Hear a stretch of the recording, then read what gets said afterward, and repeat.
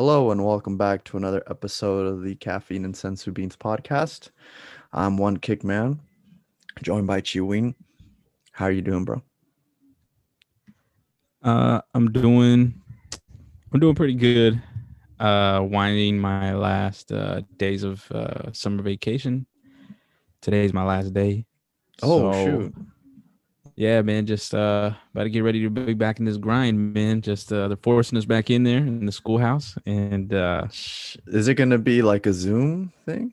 no, dude, Oh, you're they're going they're back to making us school. go back in. Yeah, they're making us go Oh, back okay. in. So it's gonna be fun, man. Hopefully I don't get COVID, but I have a feeling that You will? Nah. I I don't mean, I hope that I don't, but it's just not a good recipe. Especially, and they moved me from my classroom there where I was at, and now I'm in a smaller classroom. So it's gonna be fun, man. Especially during shit. fire season, it's gonna Shit. be fun. Shit's clean. The Well, we're good gonna have thing no is it doesn't ventilation. get too hot over there, right? Well, no, dude. Well, for the past couple of years, I mean, I don't know how it's gotten to where you're at, but you remember last year where we had the orange skies? Yeah.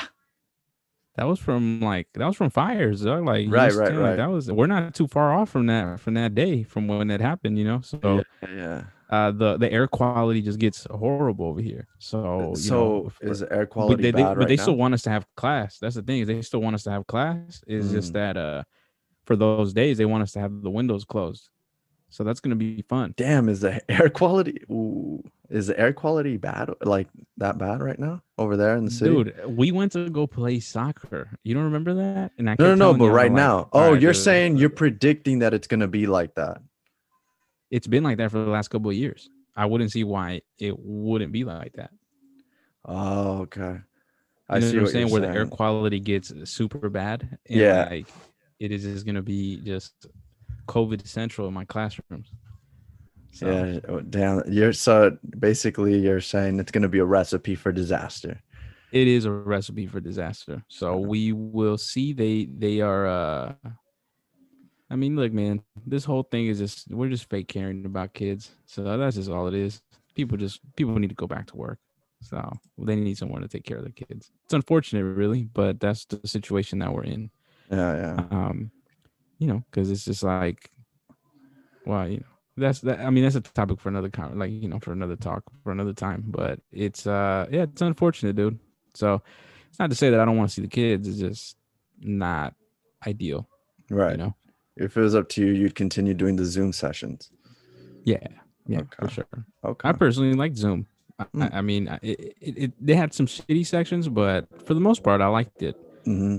Um, yeah, who wanted to show up showed up, and you Yeah. know what? If you didn't show up, then you can have a conversation with your parents about it, and there you go. Yeah. How did you, and I mean, I don't mean to like pry, but how was the like did a good amount of people show up? Was it like a Uh, pretty strong yeah, I attendance? mean, yeah, a good amount of people showed up. But there's those kids that just never showed up, never logged on, and I think what ended up coming out of that was a lot of kids were lying to their parents, saying they were Yeah. in class, and so that was fun, dude, to hear that conversation. And the kid just kind of giving back in the corner, and be like, nah, Oh I was fuck. there, I was there. It's just, it's just, you gotta press them a little bit, Yeah. to get on their stuff sometimes. But Right. other than that, it was cool, man. I think people get like I think we get flack for it. Like I think teachers, especially older teachers, I think had a really hard time Zoom. with the transition. But Oh. for Mm-hmm. me, I loved it, man. I got to spend time with my kids. Mm-hmm.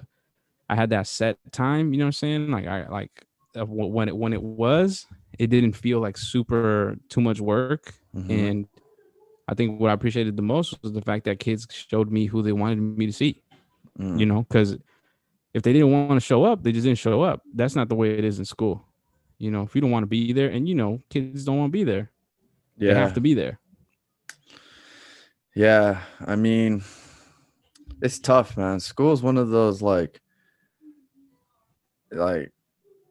odd odd situations like because I mean maybe we could talk about school another time, but it's like, you know, I think it's easy to like kids they need some type of structure. I do think they need like something that gets them up every day in the morning, because if not, then it becomes easy to not wake up early, and Mhm. then they like then that can start unraveling a lot of things.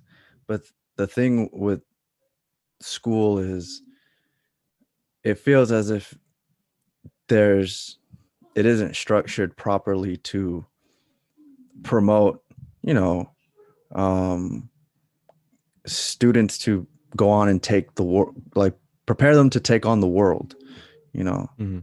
Um, Well, that's not the point of schools. I think that's a misconception. The schools are not built for that since its inception, since its history of schools. So like, school was never meant to teach you about stuff. It was just meant to make you a worker. You know, can you get up on time? Can you get to school on time? Can you mhm. go to your next period on time? Can you turn it? Can you submit? Can you conform? Can you submit this on this due date? That's what work is. Like be So diligent and be a cog in the system. yeah, so that's what it is. So I mean, I go back and forth about it because it's just like I don't necessarily really believe in schools, but yet I'm a teacher, and I think I mean I struggle with that. I wish Mhm. I wish there was an alternative to not send my kids to school. I think the other alternative is just for me to home teach them, homeschool them. Mhm. Um, I would love to do that. I just don't have the means right now so far to do it, but I would like to do that eventually, just because school I think sometimes does more damage than good. More than we I think actually exists. A lot of kids get traumatized at school, and Yeah. it's by well-intentioned people. Yeah. I mean,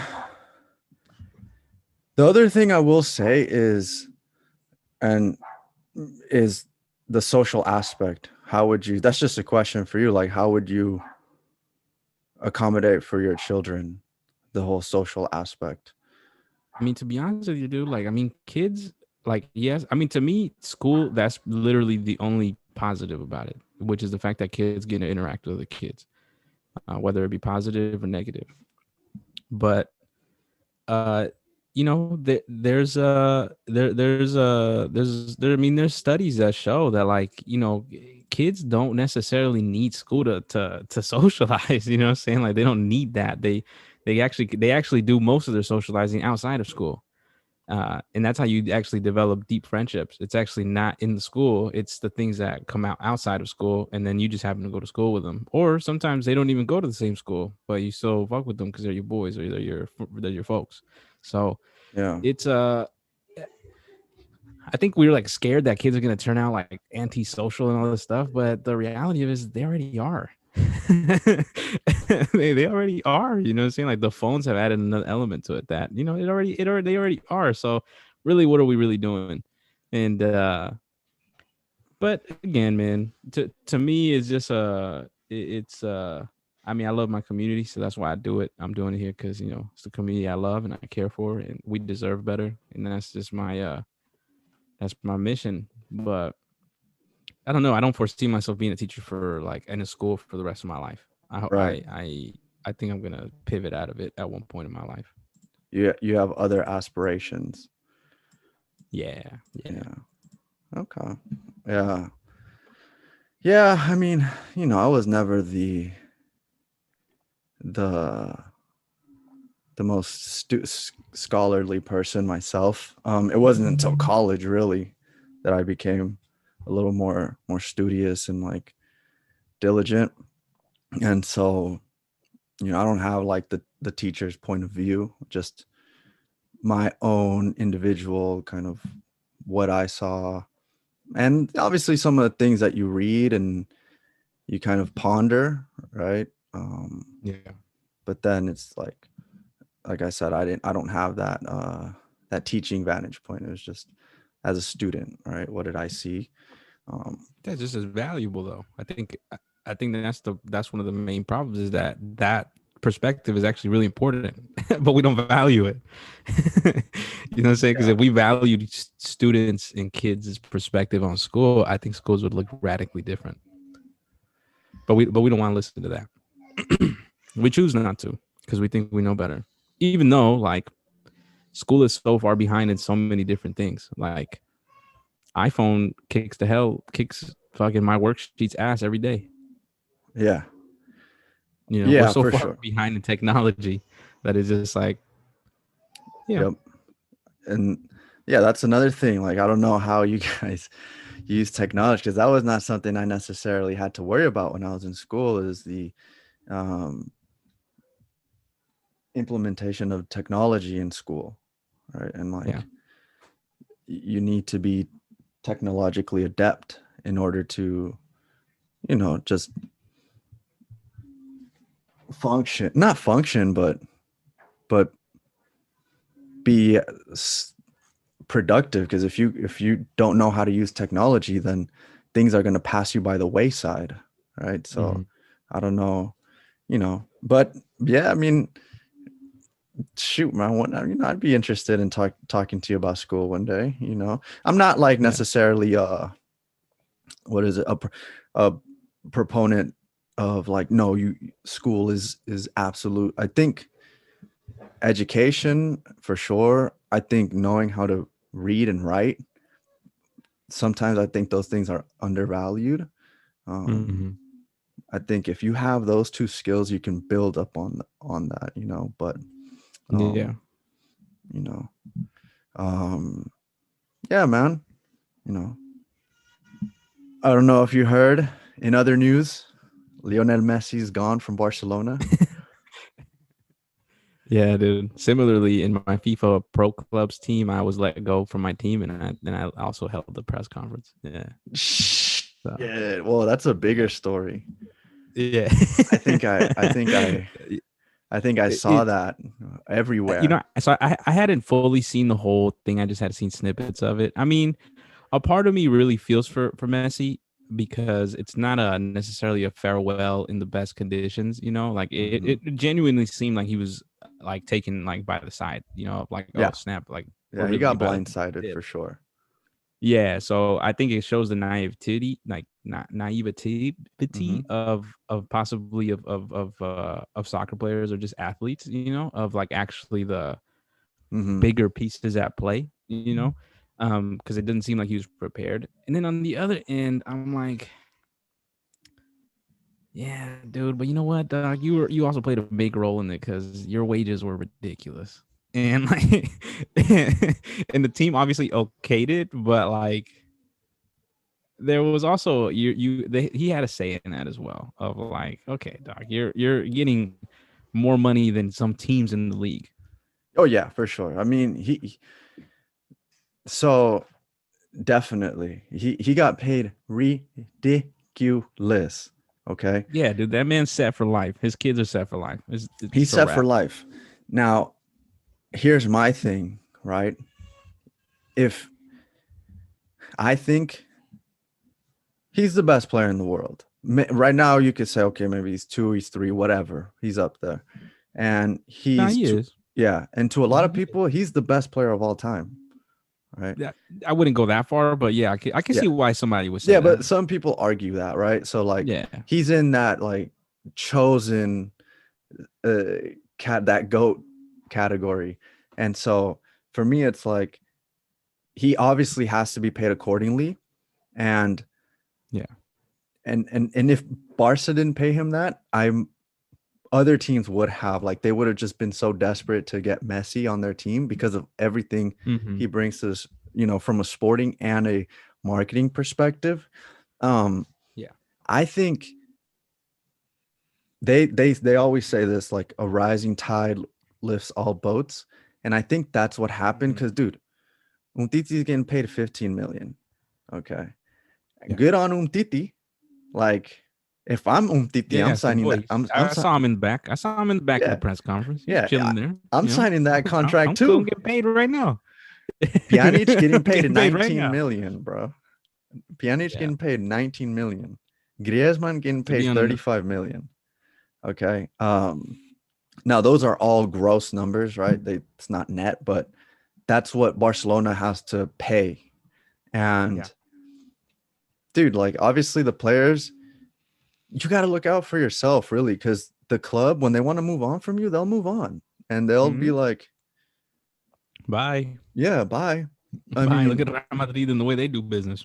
yeah. Bye. So you gotta go get yours. And you know, it's like honestly, I think from the get-go, Barcelona didn't want to keep him.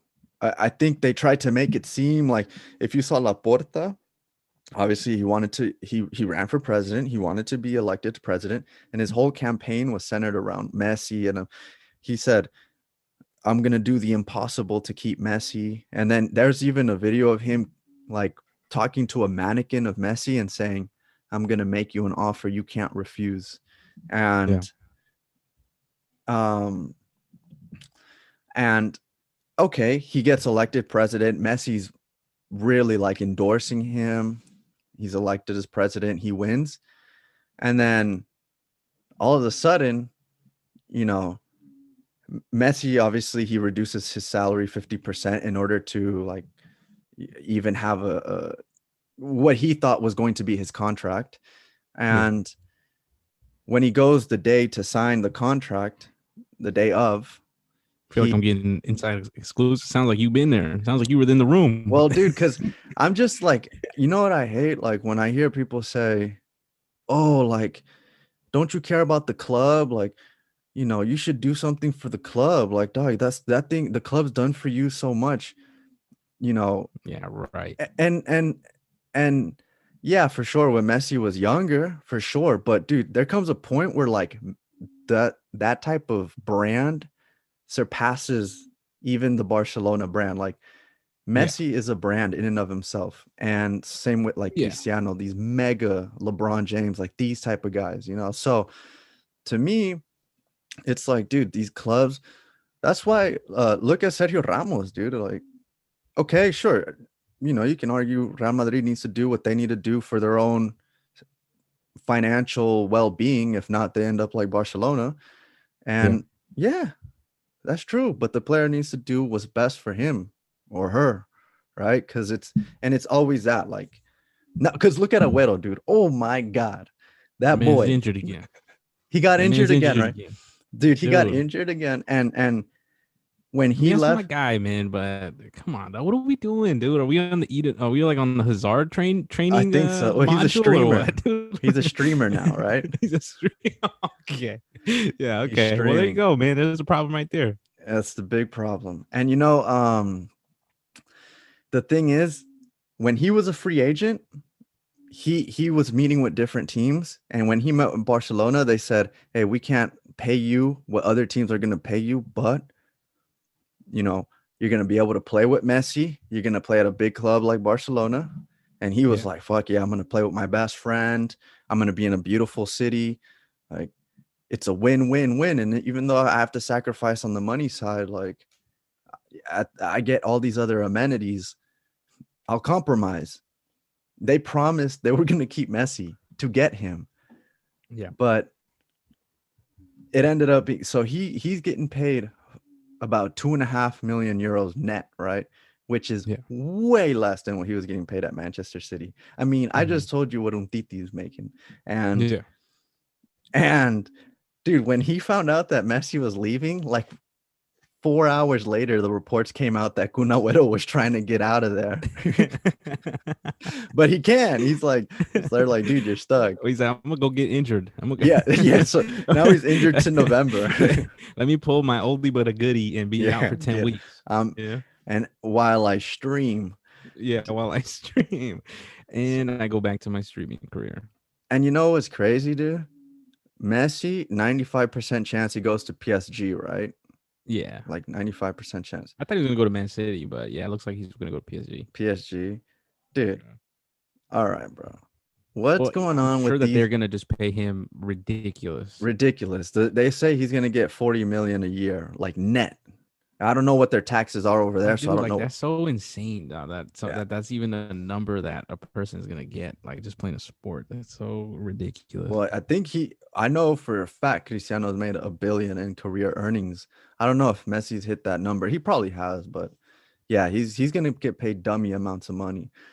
But people are saying, dude, UEFA, where are the FIFA, or not FIFA, where are the because FIFA implemented this FIFA Fair Play, so Yeah. they have to uh show like that they spend under a certain amount of limit, and that limit is determined by what they generate in revenue, right? So, Yeah.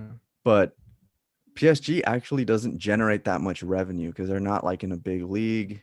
Um, they don't The have league like, is actually in shambles. yeah, It's like the top team is like selling all of their players. Like yeah, the one that won I mean, the league is in shambles. uh, Like they got hit so hard by COVID, and yeah, even before that, they were just in a shitty situation. That exactly. like the league is just gonna be a bunch of carniceros out there. Yeah, Like dude. it's just gonna be a bunch of choriceros playing against Messi.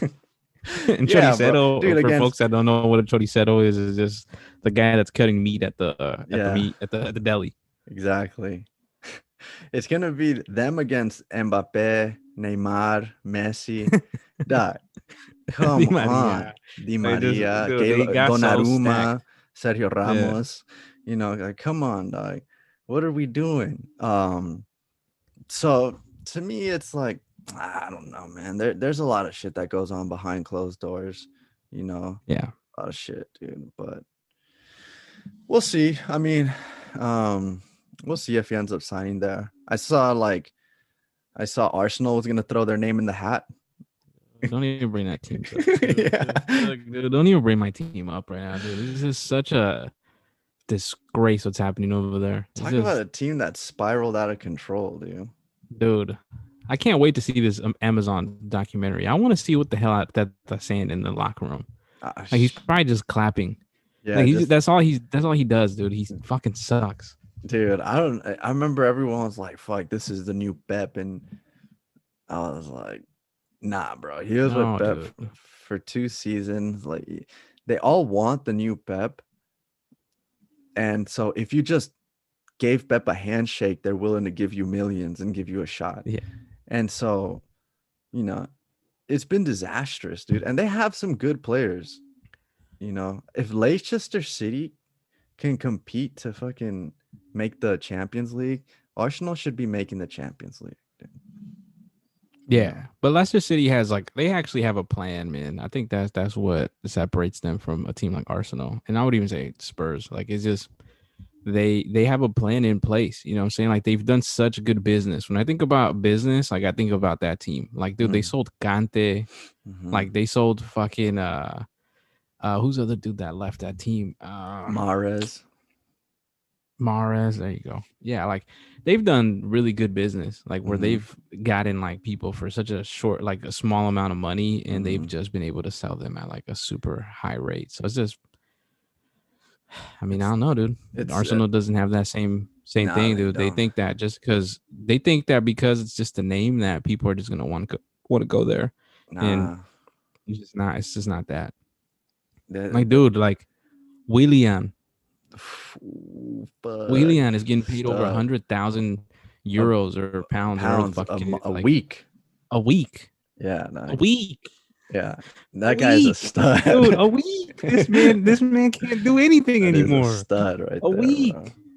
It's ridiculous, dude. But that gets my blood boiling, man. So let's leave that topic. That team is really in shambles. But honestly, you know who else is in shambles? The league, like La Liga, the Spanish league. That team, that talk about a league that spiraled out of control, dude. And yeah, they fucked up.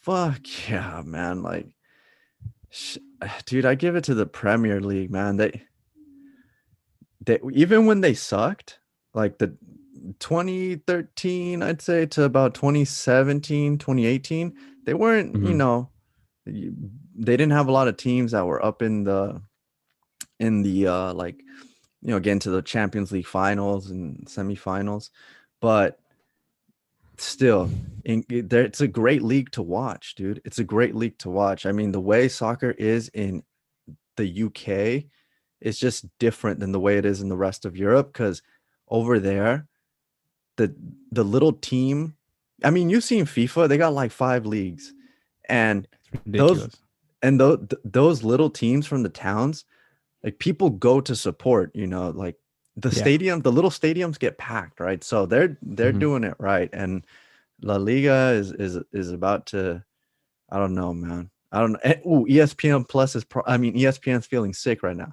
Why? They bought La Liga rights this past Ooh, in June, and I yeah, think it was like they didn't foresee Sergio Ramos and Lionel Messi leaving, so yeah. now they're like, shit, this shit is clean. This shit Hey, is. well, you never know, man. Mbappe might go, maybe, but I don't know, dude. I don't even know, dude. I mean, he's gonna go. I mean, that's the Eventually, reality of it. eventually he will. Eventually, just I don't know if it's gonna be this season though. But yeah, Yeah. the leagues are kind of in shambles. No, While my dude. MLS is still here, so Dude, it's MLS still is, here. is And is we got a win yesterday. Earthquakes fan here, and we finally got a win I'm after sure. a gajillion years. Who's that So young guy, dude? That's pretty good. Um, he's a forward, I think, or a winger.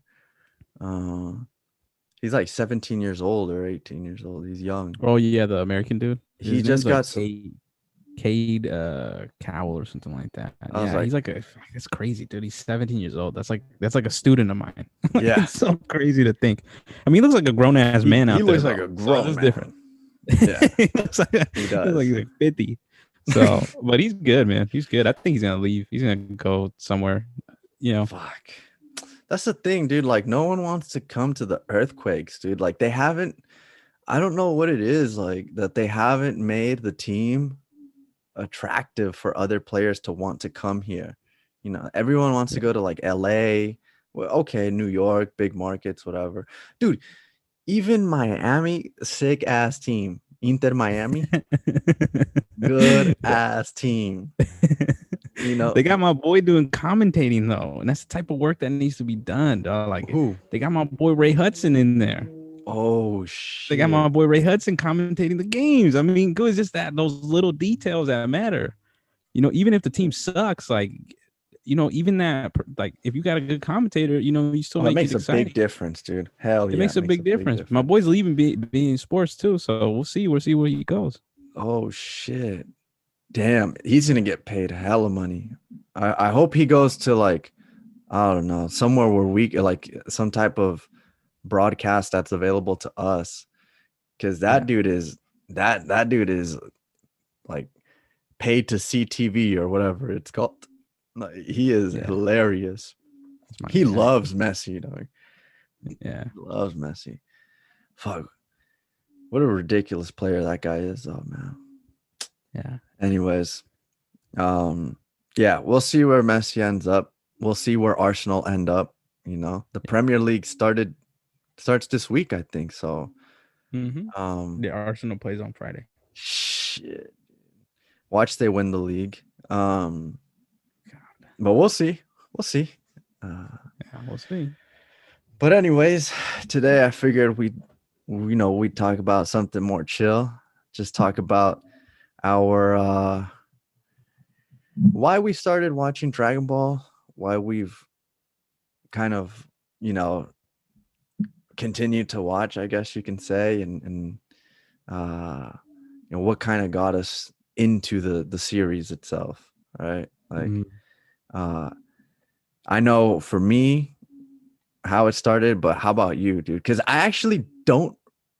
It's funny. Like, I don't remember talking to you and being like, "Hey, dude, are you watching this show?" I just remembered that when we played the game, you already knew about characters, and I was like, "Oh, okay, this guy, he knows A about this." Budokai? Of course. Yeah, Budokai. I mean, I think with me, I mean, I was actually thinking about this earlier. I'm trying to remember, what really got me into this anime. I would have to say, I mean, I think a part of it, going back to the school thing, after school, whenever I didn't have soccer practice, I would come and Toonami, which was something that we used to have here, which was Mhm. this section in like afternoon cartoons that would show like different types of I want to say it was just anime. I don't know. I think Yeah, because they I had remember other Gundam was anime. on there. They Gundam. had They had a uh Rurouni Kenshin. They had Yu Yu Hakusho, and they yeah, yeah, had yeah. Dragon Ball Z. Dragon Ball Z was prime time. It was 5 p.m. Yeah, so like as soon as I got home from school, I mean, I would watch Gundam because I think Gundam was right before it. So I would Mm-hmm. watch Gundam and I used to like Gundam a lot. And Mm-hmm. then Dragon Ball Z would come up. And I think what really reeled me in, and when I think back when I was young, was, I mean, I think the very first arc that I saw was the Frieza arc. But like I said earlier in another episode, where like the Toonami had this bad like thing that they would do where they would just like get to a certain point. And maybe it's not even Toonami, maybe it was something else at play here, but like I just remember coming home from school, seeing it just a green, it was just green on my screen because of Planet Hmm. Namek. It was just Right. green. And I just remember like it would get to a certain point where like Frieza, I think was like Frieza, I don't think had necessarily like transformed, but Frieza was like, the story was kind of developing, and then it would get to a point every single time, and then they would just restart it all over from the Jesus beginning. Christ, that shit. And then Yeah. like we would go all the way back to Raditz. So like I I I mean I stayed tuned to it because I hadn't seen the Raditz one. So then I saw that one. And then then would go back into the Namek one. And it's such a long arc. Like I don't even know how long it is, but it felt really long when I was Mm. little. Fuck yeah. So when I think about what reeled me in was that feeling of like, what the hell happens to Frieza? Mm. like, Because like what that was happens in the story? right, right, Because right, I never like they would just would never get to it because right. It was so because unorganized. yeah. And And I don't know if that was Toonami's end or maybe, I mean, by that time the show already had came out in Japan, right? oh, for sure, it had already Probably ended. I think yeah, Majin Buu saga had already ended. I think it ended in 99 or something. Yeah, So so for sure. I mean, this was 2000 and like 2 or something like that when I started watching it. It was like, so it was I was in middle school when I yep, started watching. So yep. I was about 11, 12 years old, and during that time when I was 12 and 13 years old, when I was really watching it a lot, was a time in my life where I didn't particularly I mean, fuck, this episode is gonna be about school, but like I didn't go to school. Like and I don't know if you know this about me, Oh but like shit, no, I didn't know.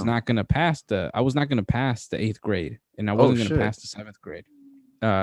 I had gotten like a point like 6, 7, whatever the hell all F's was. Like I just had that because I just would never show up to school. Like my mom would just leave, and then Uh-huh. I would just tell her like, okay, I'm gonna go to school, and I didn't go, or I would just tell her I don't want to go to school, so I'll just stay here. So I never went to school. Never Damn, went dude, to school. this episode is like the theme is school. Um, Yeah. So then, okay. but what I was looking forward to throughout the day, I mean, I was playing video games and stuff, but what I was looking forward to was to see Dragon Ball Z, Mm-hmm. because it was just so like the story I think had just really like evoked something in me that like I Mm-hmm. really enjoyed to watch. And even though, like it was frustrating because I knew what episode it was, and now I'm forgetting what episode it was where they would end it, and I'd be like, "Fuck, they're gonna start it all over again." And sure enough, you're right. And sure enough, they started it all over again. So Uh, I that's and kind of my like beginning of it. yeah, that's funny. You know, the thing is, they actually tried airing Dragon Ball here earlier. Like, when I mean earlier, I mean, in the 90s, and it was a complete failure because Goku's name wasn't even Goku. Like it was just super weird, and the voices were terrible, the dubs. So they said, yeah, scratch this, it's not going to work here. We're just going to go to stay in Japan and in the Asian, like in the Asian market. But then they I don't exactly remember how, but Toonami said, fuck it, let's try again, and we're just going to buy a batch of episodes, a limited batch of episodes. We're going to air it here and see how it goes. And sure enough, they did. But they only had a limited amount of episodes. They didn't know it was going to Oh, that explains why. yeah. So they just kept Hmm. recycling it until they could get the later ones, like the Cell and the Majin Buu, until they had time to translate those, like dub them. Yeah. And I remember uh watching a YouTube video about this and how they just, dude, Toonami to me was what kind of gave anime the opening here, like in this market, because Yeah. uh I just remember the little alien dude. I forget his Yeah, name. that was the boy. That was the boy, and he would walk over As to soon as his you saw seat. that spaceship, you're like, you knew it was about You to, knew you it was know it was about to go time. down. Yup. Yeah, you knew it was about to go, you know it was about to go down. Exactly. And then he would be like, he would say some shit like, I guess it's time to start watching. And he would press his Yeah. little button and stuff, and the TV would come on. And that was just fire. And yeah, man, then they started airing Dragon Ball. And uh, that's how it kind of started with Toonami, which then led to like, because it was on Cartoon Network, right? And then Adult Swim ended up happening and it ended up Yeah. being created. And Adult Swim was also on Cartoon Network, and it was after hours. It was after 11 p.m. Where they would show, Right, for the older kids. yeah, like that was the first time I saw like Cowboy Bebop, and I was Oh like, yeah, because it was on at that time. right, and I was like, Yeah. wait, I was at my friend's house, my friend BJ, you remember BJ, Hmm. and I was like, wait a minute, this looks different, dude. Because I mean, Yeah. the just the vibe of it felt way different. It felt more, a slightly more mature. Um, but then yeah, that's kind of how anime started, planting its seeds here. Um, but yeah, dude, it's crazy. I mean, for me, um, it's funny. Yeah, Telemundo also had Dragon Ball, Hmm. but they had like 5 episodes, and they played it Yeah. like like once a week in the morning. And so I would Uh-huh. watch it. I would watch it in the morning, and I didn't. I just knew like this was so cool. So one day, I sleep over my boy's house, the Sylv, and Yeah. I'm like, "Oh, dude, there's this show that I watch. It's on Telemundo." And I'm like, he's like, "Which one is it?" I said, "Oh, it's the Dragon Ball Z." And he said, "Oh, I know everything about it already." And I'm Of like, course. "What?" Of course.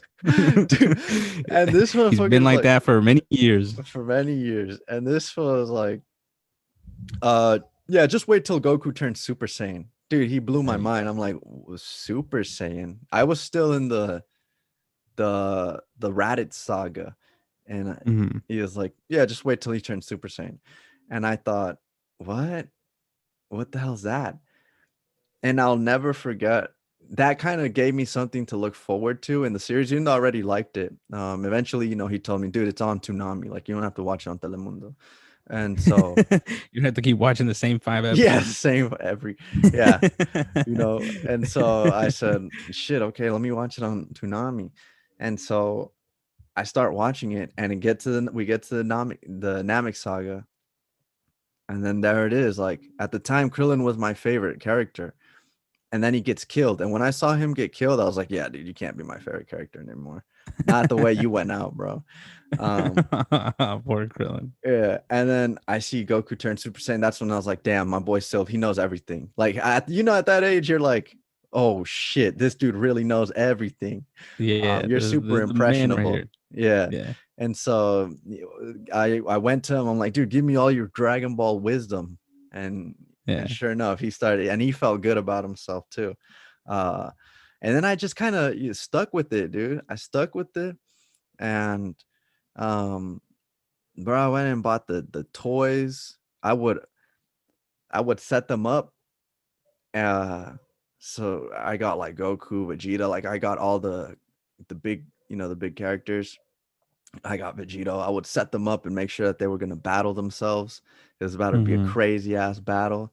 Hmm. Uh, and yeah, man, I just kind of, ever since then, I stuck with it. And I, we didn't have access to anime like we do now, where there's a bunch of platforms. So I kind of, uh, I didn't forget about Dragon Ball Z, because I remember going to college, and one day I walk in, and my roommates are watching on YouTube, fucking when Gohan defeats Cell, and Uh-huh.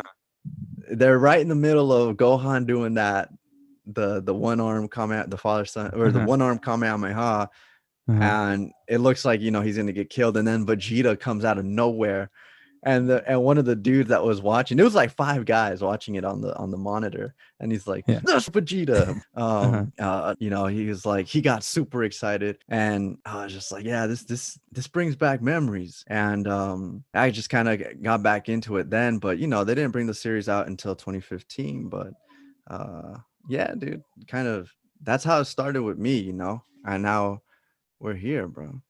Right? Yeah, we're here having a podcast about it. I And know. there's and I think back about that time, because I was what, 11, 12, 13 years old, something in my middle school days. Yeah. Like I'm trying to really think about what is it about this anime that just really like spoke to me. And I'm not really sure as to what it is, but there is something special about this anime for some reason. Yeah. And I can't really necessarily quite put my finger on it. I want to say it's because of the characters that one can like really like align. Like you said, right? Krillin was your favorite character, right? I think we all had kind of our favorite characters Hmm. within the show that you become really like enthralled by, right? Like you feel for them. It almost in a way that, like, you aspire not necessarily to be like them, but you look up to them in this Yeah. weird way. Because I look at that time in my life when I was really young. I mean, I was going through a tough time, like it was a tough time during those ages. Middle school was tough, Hmm. uh, and I look back at this anime, and I could say that that is one of the bright spots of those ages for me, because I mean, I feel really lucky because I got to see it in a time where I didn't have access to all the episodes. I didn't have access to all that stuff. So that sense of like a cliffhanger, or like that sense of like wanting more, especially as a young kid, like it just builds up something for you that it really pays off when you see Super Saiyan for the first time, as we did, or when you see that Kamehameha by Gohan on Cell, or just Hmm. even seeing Cell and seeing that saga.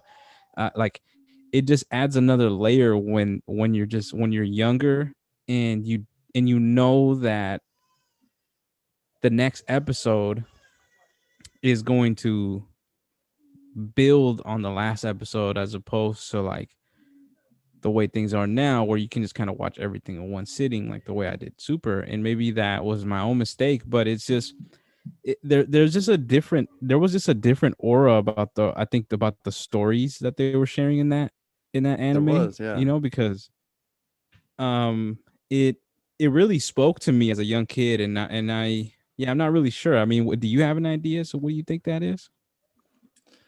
Well, I think what helped is the fact that they had a manga to go off of, so they had source material to draw from, as opposed to Super, that where they were kind of just shooting aimlessly.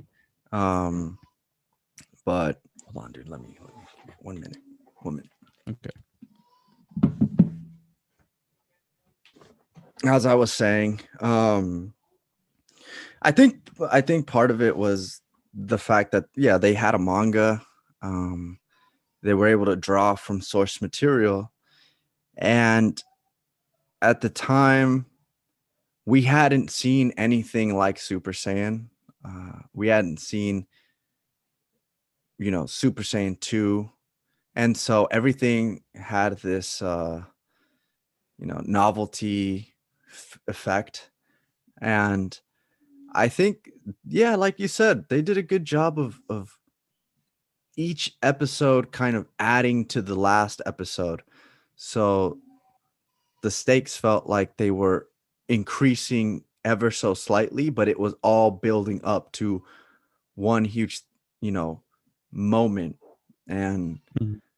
I think it they just there was something about Z that they were able to incorporate elements like comedy and also some despair, and mix it very well. Something I think Super has failed to do. You know, there are some funny moments in Super, but the dark moments in Super are few and far between. I think Dragon Ball Z did a really good job of that. And you know, going back to the whole characters and growing some type of attachment even to the characters.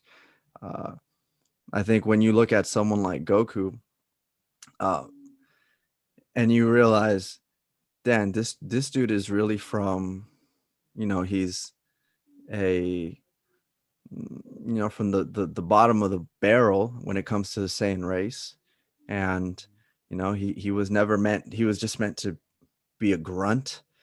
He was never really meant to ascend to the levels that he did, and they had done such a good job of hyping up the legendary Super Saiyan. This is specifically to Goku, the legendary Super Saiyan, and is as if he was the marker, you know, he Yeah. was the benchmark that everyone wanted to get to, but no one ever was successful in doing so.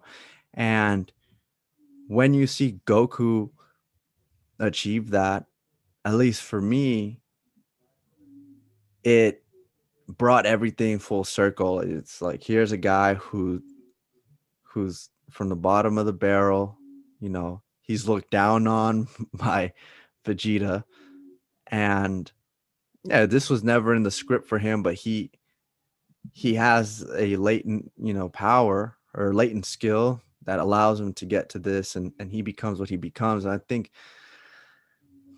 I you know, in a way, uh, getting somewhat deep, I think that can provide hope to people. That kind of that rags to riches story, the whole someone who that it wasn't in the cards for them to achieve that, and that was something that, you know, drew me to liking Goku a lot more. Uh, where Vegeta, it always felt as if it was all part of the script. He was supposed to be the guy. You know, he is meant to be really strong. And Goku, it felt as if he earned it, even though both of them obviously earned it. But there was just that touch of each character felt like their own individual. They all had their own personal battles, also, you know, especially the Hmm. protagonist, Vegeta, Yeah. Gohan, Goku, Piccolo. And I think that was one of the benefits of having a smaller roster, right? As opposed to kind of what they have now, which is this huge like amalgamation, you know, of characters, right? And I think it's I don't know, it's not me being, you know, romanticizing about the past or being nostalgic, but there was there was just something about Z that they there was a direction, and it felt like each character had its own life and its own purpose for being in the series, you know. Yeah. Yeah. I And mean, I think just adding on to that point, I think because now I'm starting to analyze of like, okay, what about this series or what about Dragon Ball Z specifically? Because I'm not gonna lie here and tell you like, oh, I saw Dragon Ball first, or that to the point where I've even seen Dragon Ball to the fullest of its yeah, extent. I want to me get to it neither. and watch it, but like, I as Dragon Ball Z is kind of like the core piece because it just kind of I think it tapped me when I was at an age where I think I needed to see something like that. And I think what so just hearing what you're talking about Goku, because when I hear what you're saying is like that is actually not what was really attracting me to it. Like I didn't like I said, I never really liked Goku. Yeah. Um but I think what helped was that the center, and maybe this is what's different about it now, is that I think that since the beginning of Dragon Ball Z, I think that they had the idea that Gohan was going to become the main character eventually. So a lot of the stories, in my opinion, Gohan has an integral piece in the stories, Yeah. right? He gets taken away by Raditz. Maybe in the Saiyan saga, he's not necessarily the fullest of extent, in there. But like when I look about Frieza, he also has a role in it. We're cheering for Gohan. He's this kid. he's this like, and then he gets to become a teenager just like me at that point in my life. He's my level, he's my age. Mm-hmm. I can relate to Gohan because he's a kid, and Mm-hmm. there's potential in me because I think about like when I think about this series, and it's getting more and more like, because I think now we're getting older, like our Mm-hmm. age group is getting older, and now we're becoming like the influencers, we're like becoming the entertainers, and like we've said in the other episode of like the influence that it's had, right? Like in rap and like Mm-hmm. other stuff, like and it's mostly people our age, Yeah. and it's like there there's something in that story about teenage anguish that Mm. I think really spoke to us in our age group. And specifically, I think a lot of like young men of color, I think really gravitated towards this story. And it might be because of the rags to riches. But I have a feeling that there was that teenage anguish that really kind of spoke to us, because the more and more I see my age group, the more and more I see folks that like were in my classroom that I'm like, oh, I didn't even know you like Dragon Ball Z. You know what I'm saying? Right. Like, Right. but you did, you know what I'm saying? And that's tight. And you kind of being more open about it, because back in the day, that's not necessarily, you weren't really cool if you liked anime. You weren't really cool Nah. if you were You weren't outright cool if you saying like like, video games, right? It's yeah, like you weren't cool if you did that. You know what I'm saying? Like that wasn't the move. And right. but now that we're getting older, we're kind of owning it more. And the more I'm seeing, I'm like, oh, okay, this really Like tapped this dude us watched for some Dragon reason. Ball Z. Like you Yeah. start finding out people that you never would have thought watched Dragon Ball Z. There's no one in my friend group that hasn't watched it, right? And I'm not we never even really spoke about it when we were growing up, but most of my friends, they've all watched it, and a lot of them watch other anime as well. And I think um but that story that you kind of just spoke on, the whole like teenage anguish and uh The growing pains and like yeah. the awkwardness of being a teenager. I think that it just I think everything just aligned with our age group in that time when it got released here in the US, uh to the fullest of an extent necessarily, because we were watching on Toonami, or maybe other folks had already seen it like the Sil, but like there was something in there about being a teenager that I think really spoke to us. And I think Mhm. that is why it's had the effect that it has now, because most of us now have kids and most of us now are older. And I think so when I think about Super, I think and that's, it goes back to last week's episode where like they, I think that's where they fucked up in Super. They're targeting us, and us, I think we, I think we know what we want in Dragon Ball, Mhm. but in reality, like it comes out in this really shallow storytelling, and then Yeah. we just applaud it because it looks nice. And Mhm. when you look back at Dragon Ball Z, there was some deep stories there, Mhm. and that is what led them to catapult it to the next level. So that's why, like, going back to my theory of last week, if you haven't heard that episode, go to that episode. Go But listen. like, I think that they will make that shift at one point of like targeting younger kids again, because in that there's a relatable story. Because when I think about Super, really is no relatability to young people. Or even people our age, I Yeah. think, I mean, I think we just wanted to watch it just because we wanted to watch our old characters. yeah, see what this it's like. Let's see what they do. Can they put out something that was entertaining? But the Yeah. story itself isn't necessarily deep. And yeah, we spoke in ad nauseum as why we think it's kind of had its shortcomings in certain arcs. Yeah. Um, but that's what it comes down to, is the relatability. I mean, you can draw a relation to Gohan. I obviously gave you mine with Goku. Someone else may have a different one with with Yeah. with you know. I'm not saying that, because when you're at that age, that like you said, that 12 to 13, 14 age, a lot of things are changing. You're you're starting to shape a world view, and you start asking yourself a lot of questions. You start doubting yourself too. It's easy Yeah. to doubt yourself when things feel like they're much larger than than you, and you Mm-hmm. don't know if you can ever like amount to anything, or just there's a it's a it is a stage where you're growing and you're asking yourself a lot of questions, and so it always feels good to see in some way or another a story where someone else went through something that you've gone through or has done something that you would want to, and it reinforces, it either gives you peace of mind, it gives you comfort, or it gives you drive, right? But Yeah.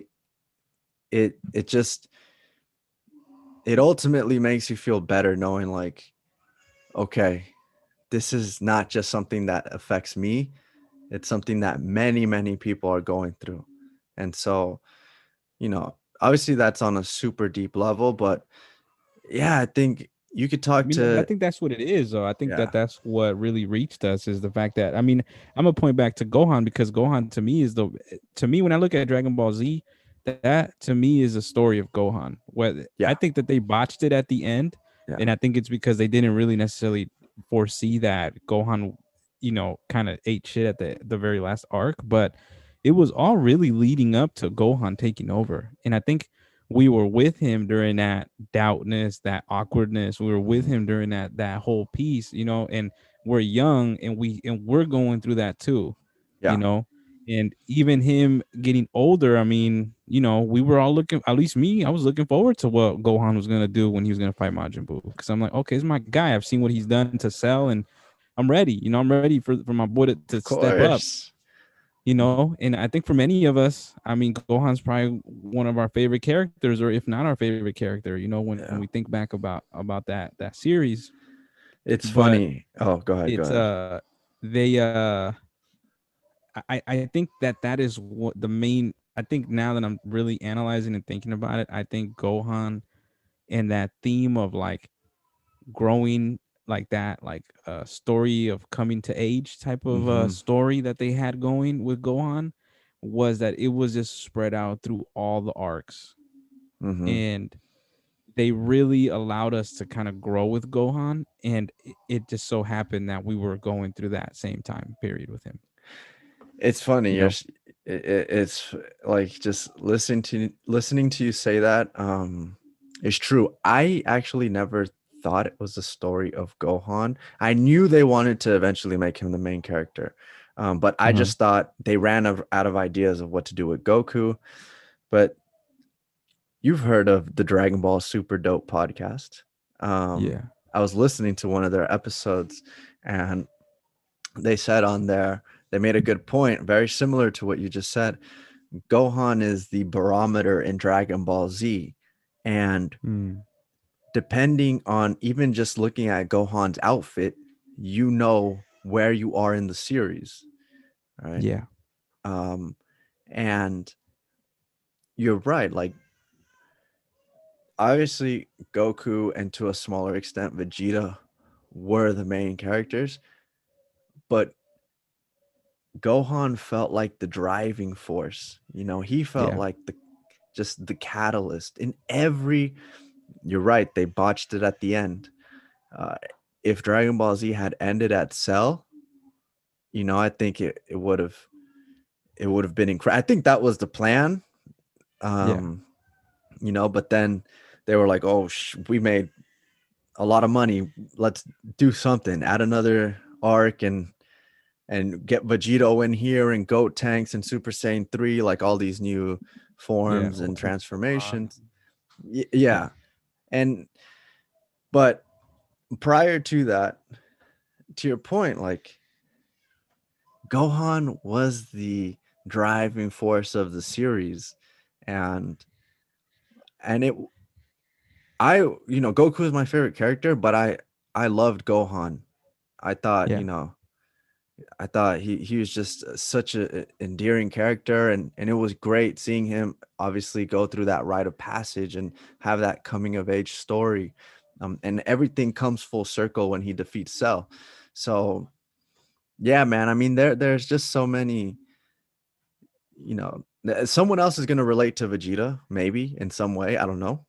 In their own unique way, maybe. I think um Well, I think that Vegeta is like who I think many of us think that we are, to be that cocky, to be that like almost like I don't want to say like almost kind of like got their head up their ass, but you kind of wish you could be that way. At least to me, that's the way I look at Vegeta. It's like I wish I could be that cold sometimes, or I wish I could be that like uh that confident to do certain things. Like his confidence is just through the roof. So I yeah. think like even if he's gonna eat shit, like he's still acting like, Yeah, like, yeah, nah, he dog, can't be touched. no, like saying like no, I want Cell to absorb the androids because Shit, that was I want clean. I want to see, yeah, Yeah. yeah, I want to see what he's made of. You know what I'm saying? Like he's so like cocky and he's so to the point where it's just astronomically like Yeah, it's through the roof. right. It's And so I think many of us, at least I mean, I'm generalizing here, but I would say like